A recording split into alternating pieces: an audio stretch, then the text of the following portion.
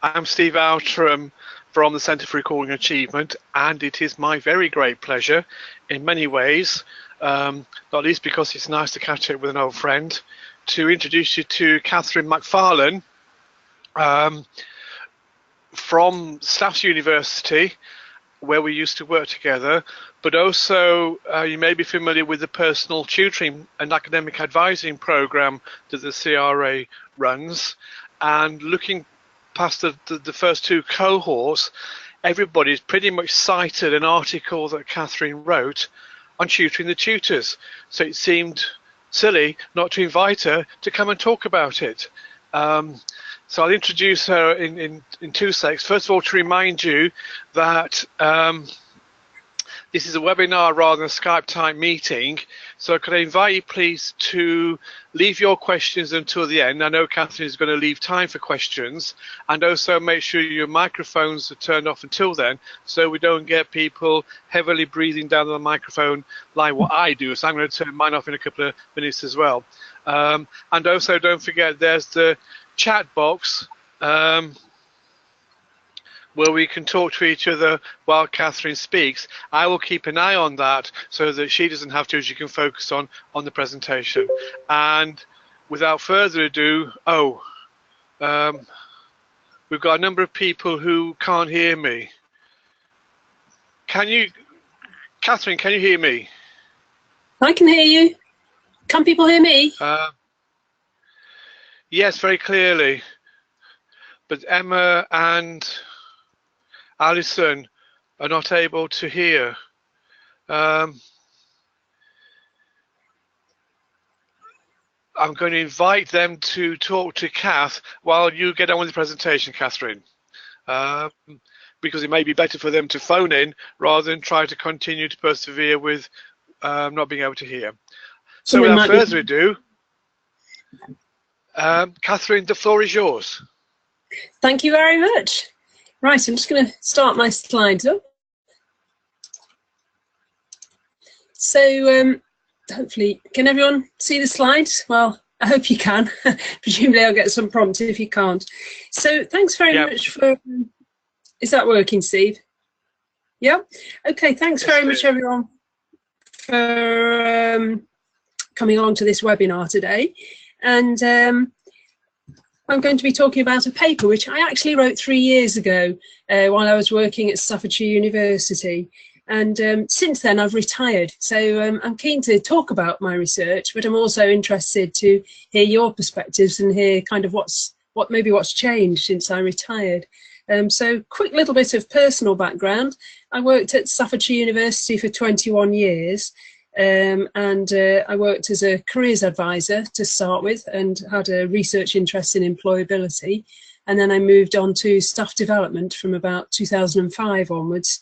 And I suppose my research interests there were particularly learning technology. And then towards the end, I got interested in researching personal tutoring.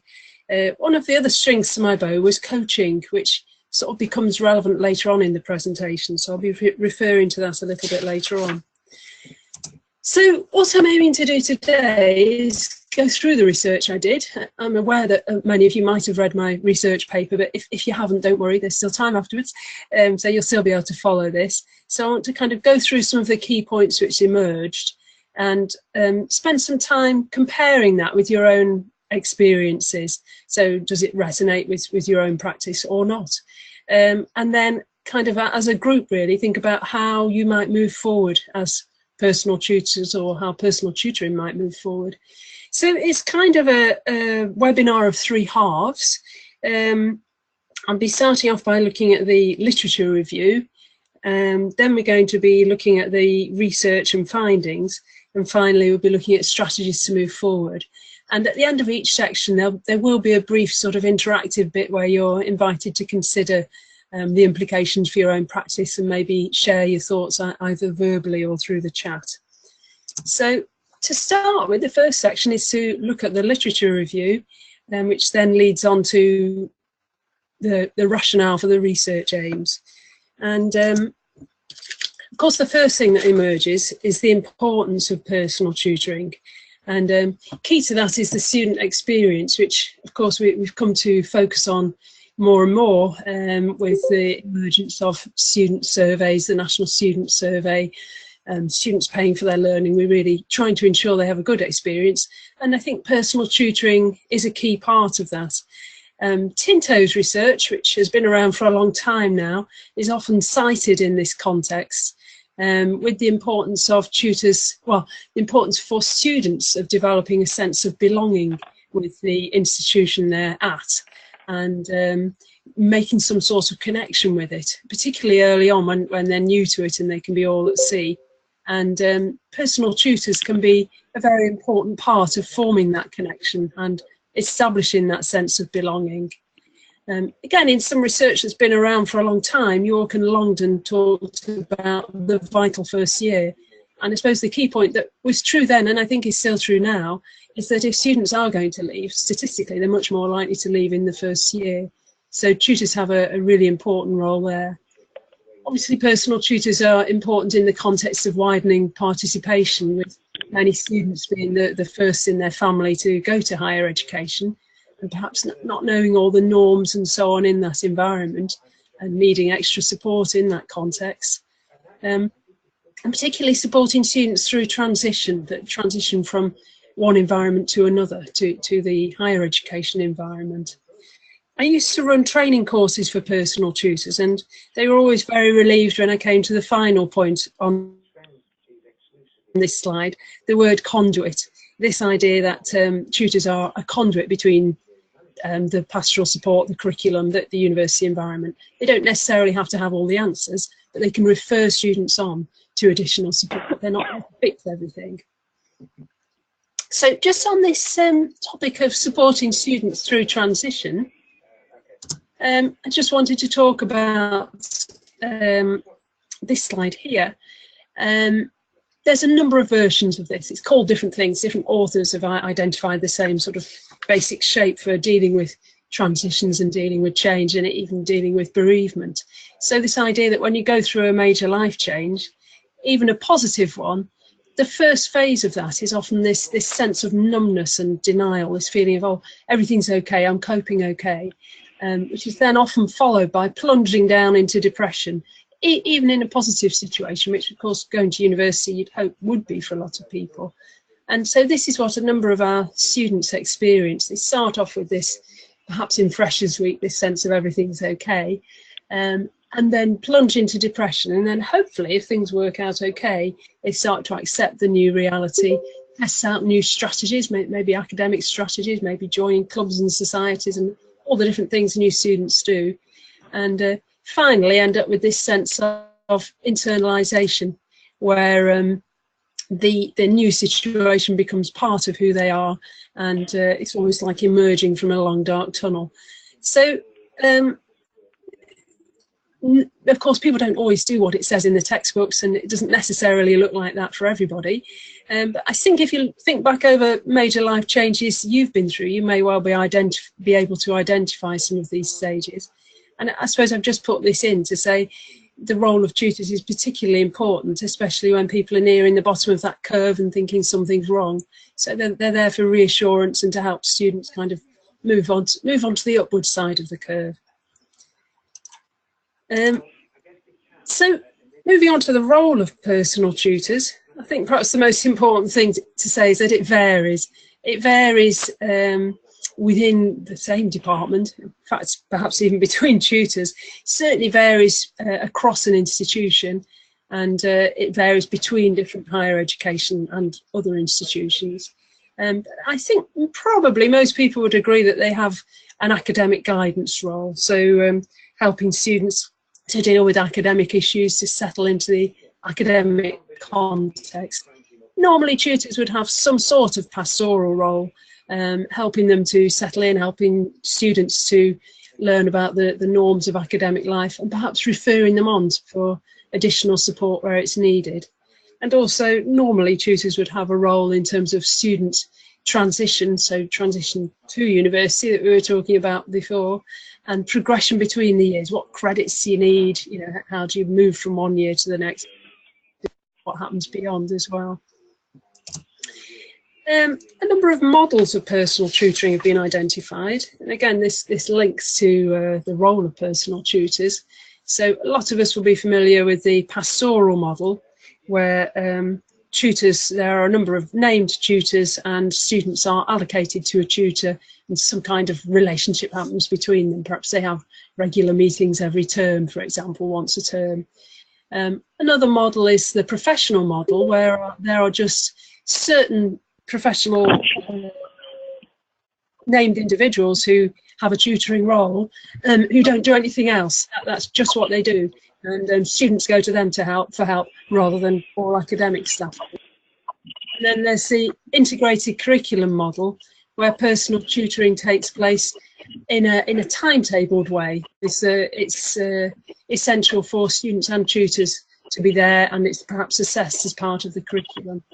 So E. Walker identified those three models and a number of others, but those are the sort of prevailing ones. And then, of course, many institutions, there's a hybrid. So at Staffordshire, there's probably a combination of all three in different environments. So the pastoral model was prevalent, but then we did have professional advisors, and then in a number of faculties, particularly areas like nursing, there was this integrated curriculum approach as well. So within those models and within the different roles of personal tutoring, students may present deeply personal issues from time to time. We may well compartmentalise where we put people aren't compartmentalised, so students may well turn up with an academic issue, but have other issues which, as Race would say, spill over. So tutors often hear about distressing issues. For example, if a student's got an extenuating circumstances issue, hard to talk about that without finding out what the extenuating circumstance is. So personal tutors do often hear about issues which go beyond personal tutoring. So based on that, I had this feeling when I was doing the research that perhaps they need additional support. And Hawkins and Shohei, who wrote a key coaching text, talk about quality work by an individual professional cannot be sustained alone. So that's what kind of stimulated that. So how do personal tutors feel about their personal tutoring role? What factors influence how confident and competent they feel about what they're doing? Well, according to the literature I looked at, many tutors felt that there was a lack of training, maybe a lack of initial training, to get them started on the role. There was this sort of assumption that they would somehow learn how to be personal tutors by doing it. The contested nature of personal tutoring, there are different views about who does it, what it's for, and so on, as we've talked about in terms of the models and indeed the variety within one institution or even one department at times. Many academics find they have a very high workload, and personal tutoring, it's hard to find time for the role. It makes the role more stressed because you're trying to fit lots of other things in. And then many tutors, according to the research, had an emotional response to personal tutoring. Perhaps felt guilty because they felt they weren't doing it properly. I've got a couple of quotations here that illustrate this. Gardner and Lane conducted some autoethnographic research. And Gardner, who was the tutor, like Lane's the tutee, talked about feeling unnerved and rather exposed. This sense of inadequacy as a tutor, that might resonate for some of you. Perhaps many of us might have felt like that at times. And Luck talks about tutors who are dealing with personal issues feeling suddenly exhausted, paralysed and unable to function. That's perhaps goes beyond what some of us might have felt, but that can be the result of experiencing, hearing students' key issues, very intense personal issues. So in terms of the support for personal tutors, the literature seems to suggest that there was a lack of supervision, support and training, that tutors felt like they were left to get on with the role. Luck provides wrote a paper talking about a system where senior tutors provided support for tutors. And Levi et al. Talked about the need to safeguard the emotional well-being of staff because they're being exposed to emotional issues. And with that in mind, other professions like coaching, of which I have some experience, and counselling, which I don't, but I know people who are counsellors, there's the norm is to provide supervision so that if you are exposed to the potentially personal issues, you've got somewhere that you can offload some of those. So all of this research led to the following research questions. First of all, one of my first research question was, to what extent do personal tutors feel confident and competent to perform their role? Because that was something that seemed to be questioned in the literature. Some tutors weren't feeling confident, weren't feeling particularly competent. And the second research question was, what support might enable personal tutors to be more effective in their role? So how could we improve things? So where we've got to at the moment, I've talked through what the literature has to say about personal tutoring from my own research. You may well have come across other literature. So the importance of the role, particularly in the current context of higher education, and the issues to which tutors are exposed, and some tutors not feeling particularly confident and competent. So that was where I got to at the beginning of my research. I'd just like to have a sort of a brief break here now, while we do a little bit of thinking about what I've said so far. And I've given you three of my questions that I asked my research participants here. So the first one is, how confident do you feel as a personal tutor on a scale of 1 to 10, with 10 being very confident? I'm not asking you to share your answer to that with all the people in the webinar. Obviously, that's perhaps just something to reflect on personally. Same for the second question, how competent do you feel? Same thing on a scale of 1 to 10. Again, something to reflect on personally rather than share with everybody else. But I'm particularly interested in what support is provided to maintain or enhance how you feel as a personal tutor. So I suppose what I'm saying is, does the research that I've been outlining, the literature review that I've been outlining, have any resonance with you, and perhaps how have we moved forward since then? So if you want to just have, let's just check the time, 5 minutes to maybe think about that, maybe share 1 or 2 ideas in chat, and then we'll carry on, okay?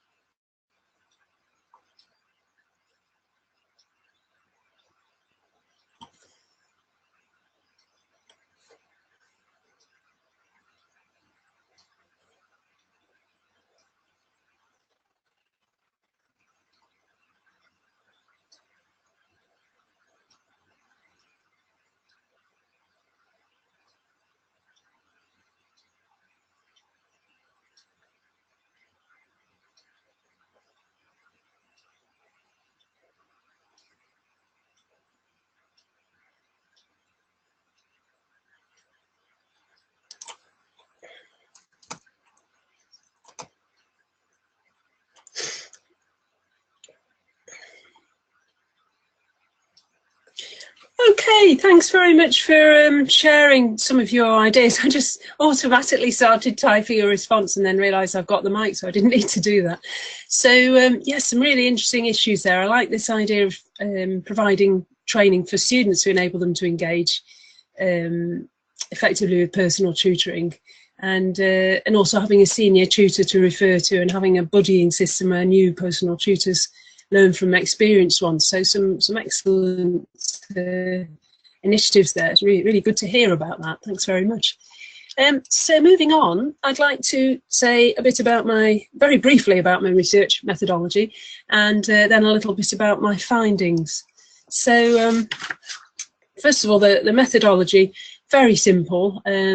Basically, I identified 8 personal tutors in 2 different discipline areas, and did structured interviews with those.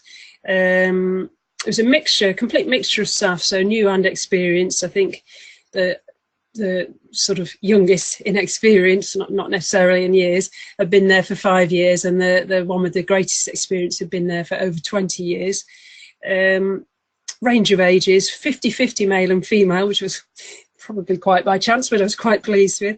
And basically we did structured interviews with starting with closed questions, so a bit like the questions you were just thinking about how confident and competent people felt and so on, and the sort of things like how many students they tutored and that sort of thing, and then moving on to open questions, more discursive questions. All the interviews were recorded. I transcribed them all and analysed the transcripts and annotated themes. So that was the basis for how I did the research. 5 key themes emerged, each with a number of sub-themes, as you might expect. So the first key theme was factors which affect perceived confidence and competence. So these are all the sub-themes. Don't worry, I'm not going to go through each one. I'm just going to pick on a couple that I thought were particularly interesting to talk about. Obviously, the rest is in the paper, and which you may well have already read, or you can return to it to find out more. So one of the sub-themes I thought was particularly interesting was the impact of previous experience. A number of the tutors that I interviewed had previous experience in a sort of helping, caring type of role, and you kind of, I suppose the assumption I might have made is, that would be really helpful when they get students with problems.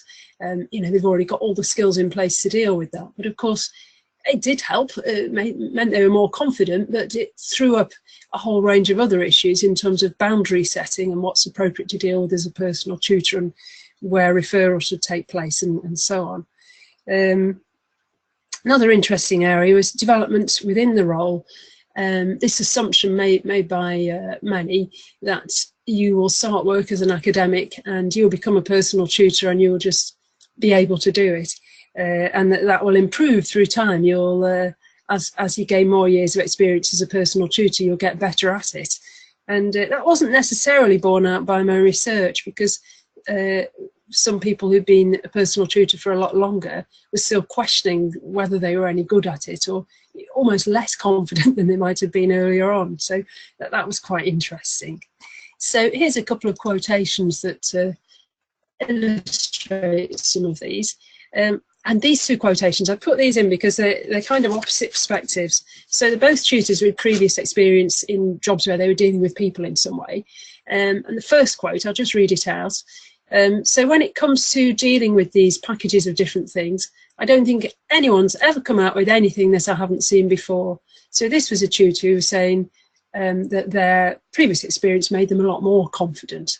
But then a different tutor, this other quotation, I'm very aware of being too drawn into solving problems for people, because in previous role, that's what we sort of do. You can fall in the trap of being a rescuer. So I thought that was very interesting, the different impact of previous professional work. Okay, the second key theme was approaches within a personal tutoring interaction. And signposting was mentioned by just about everybody. Sorry, put that up.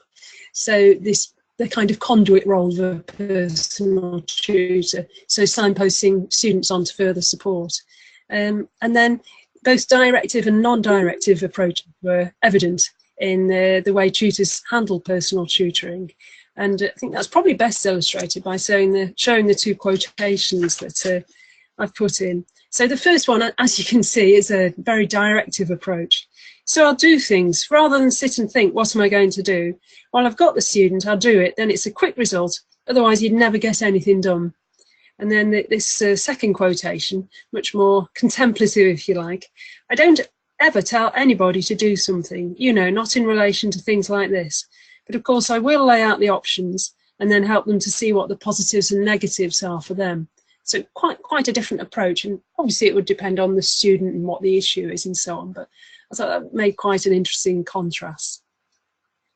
So third theme was the support needed by students, and reassurance was something that was mentioned by a lot of tutors. This idea that fundamentally students might come to you with a lot of different issues, academic issues or others, but a lot of the time what they're really looking for is reassurance that they're doing the right thing. Another theme, sub-theme that emerged was the different levels of support needed. So while some students, perhaps you'd hardly see them from one year's end to the next, others you'd see a great deal, and because they'd perhaps have a lot of key problems or key issues, deeply personal problems and so on that they needed support with. And this is illustrated by quotation again.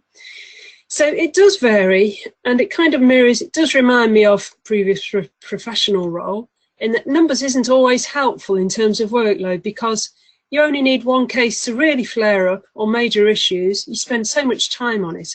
It kind of mirrors that. And I imagine that would resonate with a lot of us as personal tutors. And if you've got one or two students who are flaring up in that way, then that can create a real issue for your own workload. Okay, I'm just going to talk through one more theme, and then we'll save the fifth one for the final section. So the emotional response to personal tutoring. I found this particularly interesting. Tutors, it wasn't one of my questions, it was something that emerged through the other questions I asked. And a number of kind of emotion words, if you like, emerged as we were talking about personal tutoring. So you can see here guilt. Tutors felt guilty that they perhaps weren't doing a good enough job, and that wasn't just the new tutors, that was tutors who'd been doing the job. In fact, one of the tutors who'd been doing the job for a really long time expressly talked about guilt. Satisfaction as well, good to hear that, feeling satisfied that they were supporting students and helping them to adapt and engage and so on. Anxiety, am I doing it right? Are the students getting the help they need? And then this whole feeling of I'm doing all this work, is it actually valued? Does anybody really care? Does it make any difference? Again, a couple of quotations, just one quotation, sorry. I don't think of myself as a particularly effective personal tutor. That makes me feel a little bit guilty because I know it's important. And that was from an experienced tutor. So there's one more theme, which is about strategies. What strategies might we use to go forward and enhance personal tutoring? And I'll save that one for the final bit, because that's when we're going to go on and look at strategies. But what I'd like to do in a minute is press the pause button again and just give you a chance to sort of engage with those findings and think about, to what extent do the findings resonate with your own experience? Did any of that, any of the things you heard there, did you think, oh yes, I totally relate to that? Or not? You know, is it perhaps the opposite to what you experience? I don't know. And also, given that I did this research 3 years ago, I know it was published a year ago, but the wheels of publication move quite slowly, as many of us know. Have things moved on in that time? I'm sure they have where I used to work, but have they moved on in your own environment? So again, if you could share your thoughts through the chat, that would be great. And then we'll carry on in about 5 minutes, okay?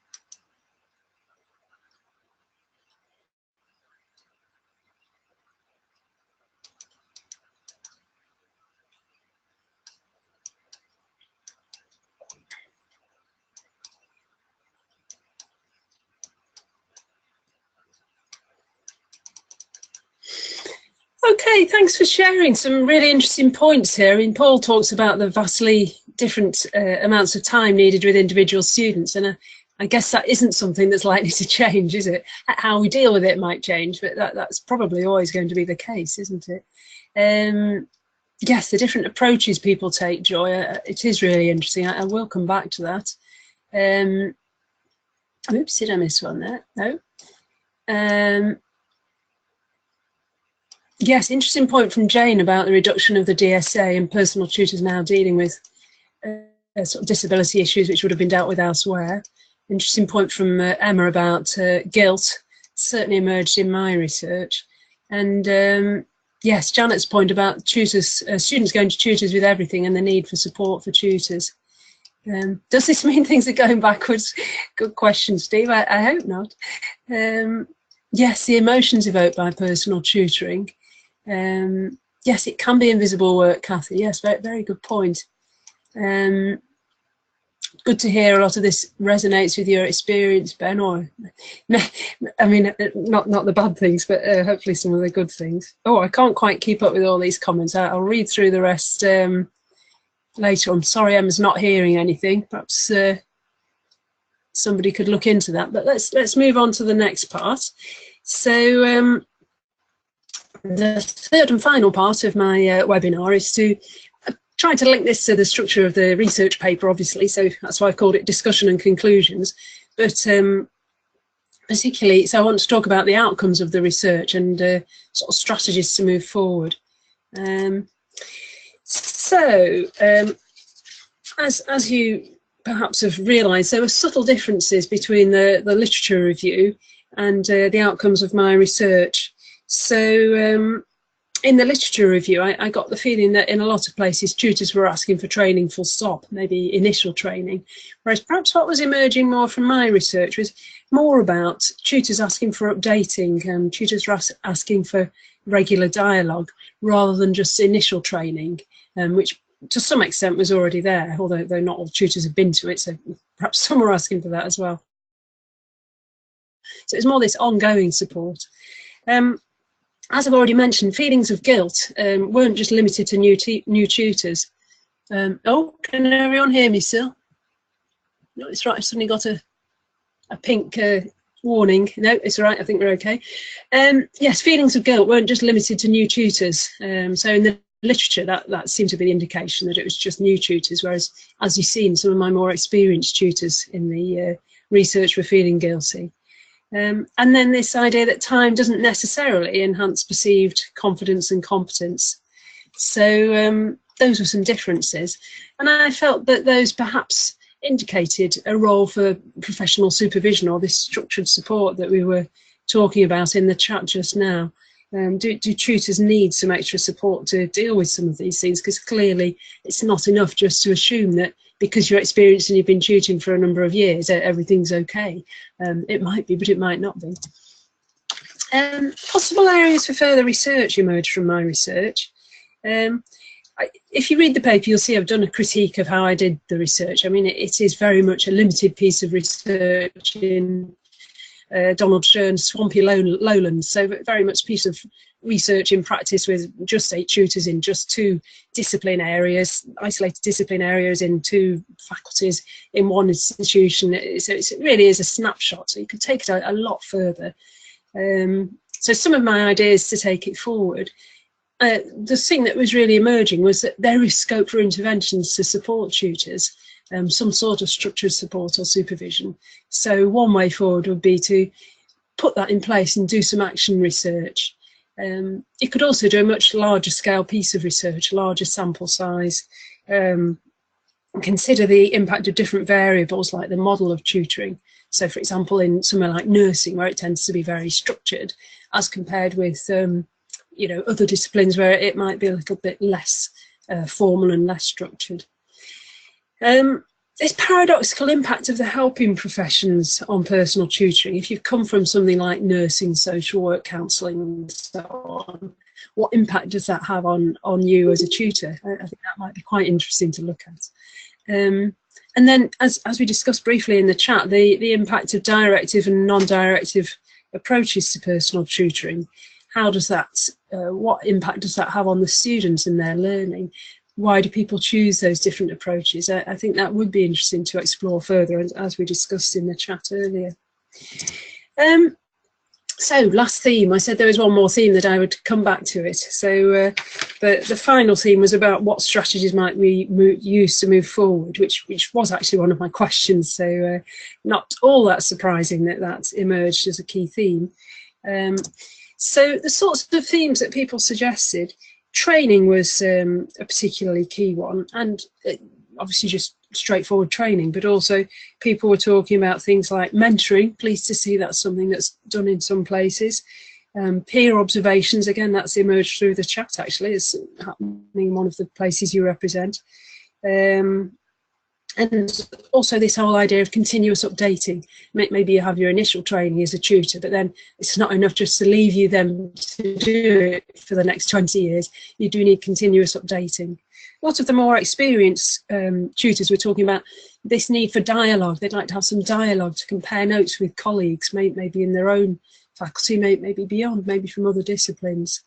And various other suggestions emerged, like a confidential phone line to discuss very personal, sensitive issues, maybe using technology to enhance personal tutoring, greater linkage between the personal tutor and other types of support, or the support within the institution sometimes, although tutors referred on, they weren't really all that sure where they were referring people to, and strategies to enhance the relationship between student and tutor. So here's a couple of quotes from this. So maybe we could have a workshop every 12 months. That would be really helpful if we could look into maybe the new theories, new models people are using, a refresher course, if you like. So it was an experienced tutor asking for that. And then another one, perhaps sessions for personal tutors to get together. It's almost assumed you know what to do as a personal tutor. It'd be interesting to compare with people that perhaps haven't come from a sort of people-y type work, how they find it. It'd be interesting to see how they respond. So again, this was somebody really asking for dialogue. So those are some of the strategies that emerged. So finally, we've got about 15 minutes left, according to my watch. What I'd like us to do is think about what strategies you might use to move personal tutoring forward. In your own role, perhaps if you are a personal tutor, or I can see that some of you are people who train personal tutors, in your department, so how could you move things forward in your department, in your institution, or indeed more broadly, if you're someone like Steve who can have an impact on the national development of personal tutors. So it'd be really interesting to hear your views about that, and of course any questions as well. Okay, thanks very much. So fire away either in chat or verbally if you're getting the mic now. I'm not sure how that works. Thank you. Thank you, Catherine. Colleagues, do contribute to the chat box, and also any questions or comments for Catherine.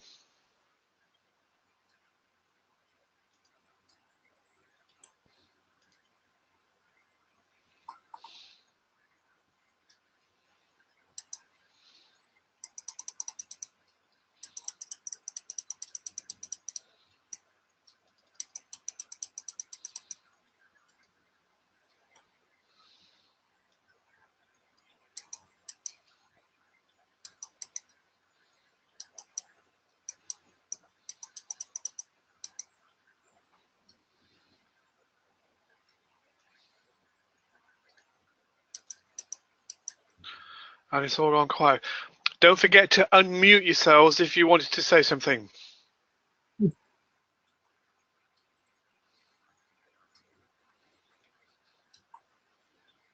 Catherine's a question from Joy. Oh yes, I'm just reading it. Oh, it's gone. Hang on. Did you identify any support approaches that weren't successful or weren't asked for? Yes, I'm just thinking about that. Not in that limited piece of research, I don't think. I mean, the main, because I was talking to these 8 tutors. I did interviews with 8 tutors, and if anything, they were all saying they wanted support. So I don't think they were offered anything that they didn't want. So no, although I'd be interested to know what prompted the question, actually. I mean, because when I was thinking about this whole idea of supervision, you know, tutors if you were a counsellor or a coach or a professional like that, you'd have professional supervision where you go and get support, you know, updating, offload any issues and so on. And my feeling was, from what people said, that would be really useful, a chance to get that support and that dialogue. But then with the other half of my brain, if you like, I was thinking, academic staff are so busy. It'd be like, oh gosh, I've got something else to fit in now. Where do I put this? And do I get remission from teaching in order to attend it and so on? So I suppose that kind of relates to your question, because I suppose if you'd said there's this supervision and it's mandatory, then it might be an example of something that wasn't asked for that might not be successful for everybody. So if you want to sort of expand on that, Joy, I'm interested if something been thrust on you that you didn't want. Can you hear me? I've unmuted myself. Good. Hello, can you hear me? Hello? Right, we can hear you. Oh, okay, right, okay. So, yeah, to expand on that, this is partly inspired by the CRA seminar on personal tutoring that happened, a few weeks ago. And everyone was looking at different ways to make it better. And it's kind of that thing, you know, it's similar to when you first ask students, what do you want online? And they want everything online that's, you know, the initial answer is, I want it all double. And then the reality is actually there's things that are more effective and things that are less effective. And also in one of those CRA presentations at the seminar, the guy from the rah-rah tutoring thing identified that staff were less keen on having some sort of mandatory assessment of their tutoring skills, less keen on seeing tutored testimonials and videos or presentations. Like they wanted stuff that was much more pragmatic. And I certainly see a movement to everything being kind of, you must, you know, like it being something like your an online computer safety course you have to click through that means nothing to you. You know, there's a move for it to be sort of regimented and top down, but yet you need to make stuff available online for people to do in their own time and get the most out of. So how to balance these tensions, I guess, is where I was going with that question. Yes, no, I think it's a really interesting point, because I think that's what I was beginning to think. Yes, people need more support, but it needs to be available rather than forced upon them, doesn't it? And perhaps it needs to be available in different formats. Maybe some people would react better to online support. Maybe some people would prefer face-to-face. So perhaps almost, I mean, actually, this all links to my point about there's a need for further research, maybe some action research where you could perhaps compare and contrast different models of providing support. But you're right, you don't want it to be like a click-through computer safety test that actually you don't remember any of it, you've just done it to tick the box, so to speak. So, yeah, really good point, Joy. Janice made an interesting point. She says that I feel as part of the personal tutor role, we should be empowering students to help themselves, and we should not necessarily focus on solving student issues, but on suitable coping or action plans. Is this something personal tutors elsewhere are trained, coached in? Oh, that's a really interesting point, Janet. I mean, actually, other people in the webinar might want to comment on that. But you're right, and actually I was interested in the comment earlier, I can't remember who made it, might have been you, Janet, about training students to engage better with personal tutoring. Because yes, I've been focusing all through my report, my research on what training and what support and what guidance the tutors get. But actually, yes, it's a two-way relationship, and it's equally important for students to make the most of that that relationship. And I suppose that links to this whole empowering students thing, that, you know, tutors need to feel confident and competent, but students need to take advantage of their expertise rather than, you know, waiting for someone to come and fix them, so to speak. So, yeah, I mean, I don't necessarily have an answer to that, but I do think it's a really important point, and it is something personal tutors should be, in relation to which personal tutors should be coached. I know a number of institutions are now formally training tutors in coaching skills, and students are aware that they are being coached. University of South Wales, for example, in Cardiff, has a 6 weeks immersive induction, and students are coached in what it is to be a student, and of course through coaching they do become more responsible for their own solutions. Ah, excellent. Yeah, I mean, that's the whole principle of coaching, isn't it? Is enable people to find, what sort of links to what Janet was saying as well, enabling people to find their own answers. And actually this whole links to that whole area I was talking about that needs further research, about the sort of directive versus non-directive approaching. And I know in coaching you can take either approach, but certainly my approach to coaching was always much more non-directive, and it is about people finding their own solutions rather than being told what to do. So yeah, that's very interesting. It kind of relates to that agenda as well. Interestingly, Ben's said that they're doing that. Our personal tutor in FE were training coaching techniques, and Helen Parker's saying that they're doing that at Salford. And interestingly, she says, with a view to helping students achieve targets and develop self-efficacy. I think it's interesting that more and more people are now talking about self-efficacy again. It'd be interesting to see whether that suddenly becomes another research, returns as a research issue. Oh, it's back. Yeah, I can remember that from about when it was last a key issue. But actually, I mean, the other thing this points out is if people are using more and more of a coaching approach to personal tutoring, well, fundamental to coaching, it is having coaching supervision. So really, tutors should have access to some sort of supervision. Coming back to the points we made earlier, maybe not mandatory, and it doesn't want to end up like a tick box, but they do need access to some support for their own development and their own for the quality of personal tutoring, and for an opportunity to offload. But yeah, really good to hear they're taking that approach. Sorry, just trying to catch up with all the comments. I think you're better at speed reading than me, Steve. Okay, so if people haven't spotted it, Joy has usefully put in the link for Sam Dent at Sheffield. I would urge you to go there, and with a bit of luck, we're getting Sam back to say some more about his research. For those of you who don't know it, Sam is doing research as part of the RARA Tutor project at Sheffield, linked with other institutions, looking at learning gain or not within a program, and they're looking at diversity, they're looking at BME students, and they're controlling variables. So if there is a difference, it has to be something to do with the program. It cannot be ascribed to different things happening before students arrive, because they're matching all of the other variables. It really is significant research. So that's RARA. And Julian's mentioned we're currently promoting a non-directive approach as part of embedding PDP. So some interesting stuff going on, and it's interesting to hear not only self-efficacy coming back, but also somebody actually mentioning PDP. That's wonderful. Thank you, Julian. You've made my day. We've gone back to the early 2000s. That's great. Speak of joy, 1995 PDP. Oh, Marvelous. it was. Oh gosh, yeah. As you get older, time goes by a lot faster. I know.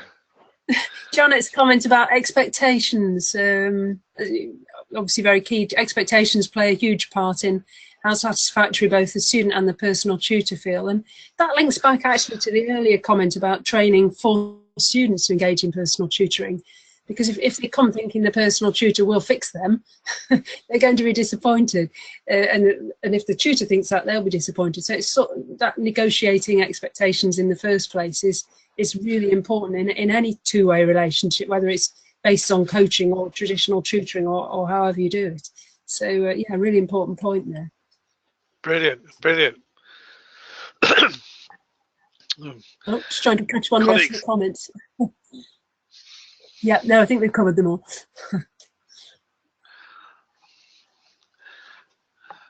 I don't know whether you can see this or not, but as we start to wind up, I have to tell you that I have been joined by my cat. Oh, I can't see you, Steve. Does the cat have anything to contribute? Oh, yeah. I really think the cat should be listed in the attendees, actually. Yeah. Sorry about that diversion. Joyce asked Julian, could you explain a little more about how you're embedding this? Julian. Ah. Oh yes, that is interesting. Yes. Ah, PDP and personal tutoring. Yes. Terrific. Can I ask Julian whether that links up to transcript or the here or anything like that?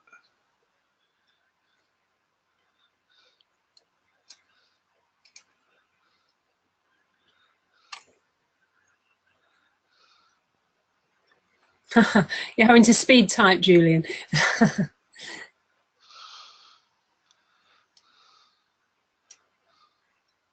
Right, that's smashing. Linked to a skills framework. Yeah, excellent. And I did think PDP was a really good process, and it all went really quiet after about 5 or 6 years, didn't it? But yeah. Great to hear that it's back. What we're picking up at the CRA is people are no longer using the word PDP or the acronym PDP. They say, no, we don't do PDP anymore. And you ask them what they're doing instead, and it turns out what they're doing instead is PDP, but they're just not calling it that. Yes. I mean, it links really well because it's some tutors I think have this feeling of, well, what am I there for? And it gives a really good focus for personal tutoring. So yeah, no, I don't think you're behind the times at all, Julian. I think you're ahead of the game. Absolutely, definitely ahead of the game. Folks, we've got 2 minutes left. Any final questions, thoughts, comments, anything at all you want to contribute to the final discussions? Yes, what goes around comes around. You're absolutely right. Oh, thanks, Ben. Sorry, just seeing your comment. Oh, yeah, I'm sure we can share the slides somehow, Steve. Happy to email them to you. Or? The session has been recorded, and either tomorrow or the day after, which will be Monday, Kath will circulate the recording to everybody. Yeah, that's Kath as in Kath Hewson, not as in me. So, yes. Yeah, so here we go. A link will follow to all participants. I'd just like to thank you very much for inviting me to come and share my research. Having been retired for 3 years, it's really nice to have this opportunity actually to kind of revisit what I did and also get an update and see how things have clearly moved forward and people are clearly thinking about these issues. So thanks very much, and thanks for sharing your thoughts and experiences, everyone. It's been really interesting to hear that. So thanks a lot. And thank you, Catherine, for a webinar which was absolutely and totally spot on. I should refer to this. If you want to know what a good webinar looks like, look at this one. Thanks very much, Catherine. It's a joy, a joy, a joy. Thank you, everybody. Thank you. Thank you all for coming. And the next one, believe it or not, is tomorrow. Rearranged one on employability. Otherwise, watch the website. There will be more coming, and hopefully another event with Sam as well. Otherwise, what can I say other than have a nice lunchtime and rest of the day. Thank you very much, everybody. We're signing off. Ta-da. Thank you. Bye. Bye.